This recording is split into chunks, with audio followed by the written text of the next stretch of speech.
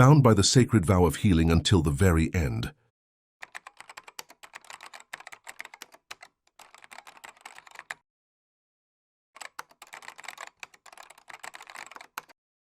Dr. Aida Rostami calls her mother near the end of her hospital shift, asking if there are any items she should purchase for her before returning home. This was the final conversation between mother and daughter. Aida, a physician, tragically lost her life on the very night she received her medical license. She was murdered by the mullah's regime. Every evening after darkness, shrouded in anonymity, Aida visited the homes of young people who were injured during the tumultuous protests in 2022.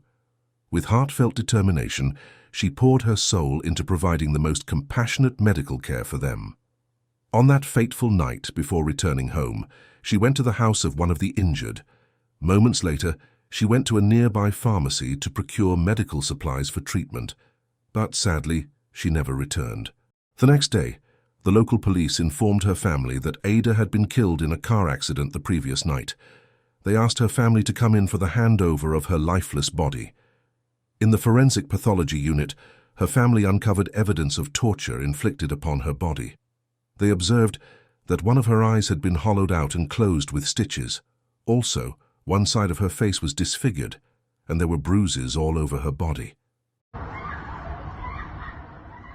Evidence clearly suggested that the suppressive forces had abducted Aida, and after an assault subjected her to torture leading to her murder. The news of Aida's torture and death spread quickly across Iran. Government-affiliated entities were forced to change their narrative from an accident to falling off a pedestrian bridge. A lie which the Iranian people never believed.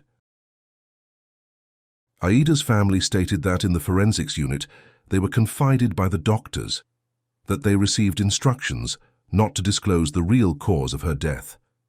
But the truth is that their daughter did not die in an accident. She was murdered.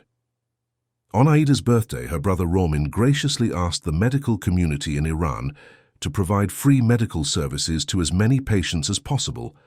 Romin also requested people in Iran, on Aida's birthday, if possible, to cover the medical expenses or provide medication for a needy patient, or to simply support and bring a smile on the face of child laborers toiling on the street. Aida, a healer, remained pledged and committed to her medical oath and her principles until the last breath and to the last heartbeat. Her smile continues to live on in the smiles of children in Iran and all over the world.